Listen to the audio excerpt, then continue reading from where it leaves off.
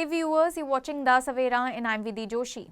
US President Donald Trump is all set to meet Ukrainian President Volodymyr Zelensky at the White House on Friday in a high-stakes diplomatic engagement that could influence the course of the ongoing war in Ukraine.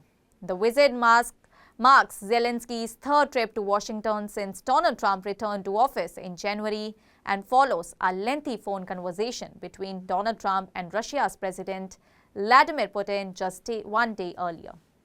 Describing the call as very productive, Donald Trump announced plans for an in-person summit with Putin in Budapest within the next 2 weeks. Senior officials from both the governments, including US Secretary of State Marco Rubio, are expected to meet at an undisclosed location next week to continue talks.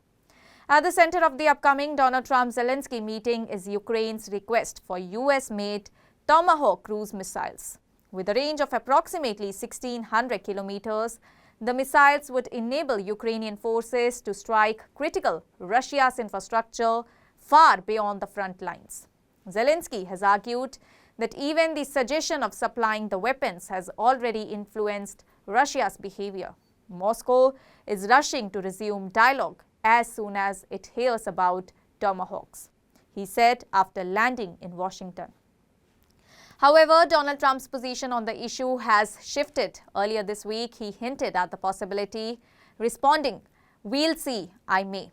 But following his call with Putin, Donald Trump appeared more cautious, telling reporters, "We need Tomahawks for the United States of America too. We can't deplete our country." His remarks underscore the delicate balance he is attempting to strike between addressing Ukraine's urgent defense needs, preserving US military capacity, and navigating fragile diplomatic relations with Russia. Zelensky's visit comes amid heightened violence. Just hours before the Donald Trump-Putin phone call, Ukraine reported one of the largest Russia's air assaults of the year, with 28 ballistic missiles and over 300 drones launched overnight.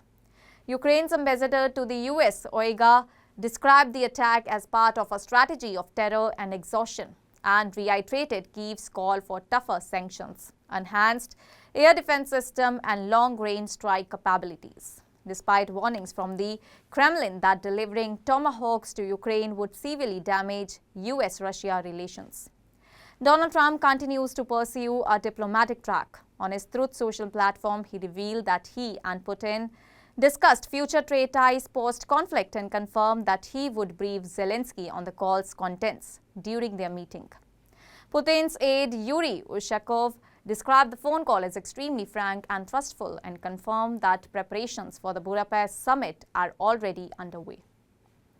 Zelensky remains hopeful that Donald Trump's recent success in brokering a ceasefire in Gaza could provide momentum for peace in Ukraine. "We expect that the momentum of curbing terror and war that succeeded in the Middle East will help to end Russia's war against Ukraine," Zelensky posted on X. During his visit, he also plans to meet with US defense firms to discuss strengthening Ukraine's air defenses.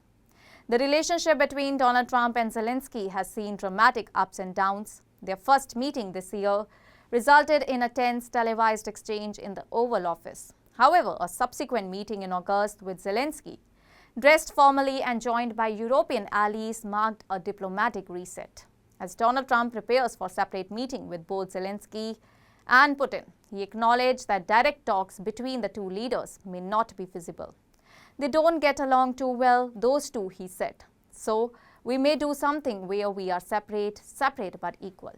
For Zelensky, securing Tomahawk missiles could represent a strategic turning point. For Donald Trump, the meeting is a chance to reinforce his image as a global deal-maker. But with shifting signals, hardline positions, and continued violence, a path to peace remains far from guaranteed. That's all for now. Stay tuned to The Savera for more updates. Do like, comment, and subscribe to the channel.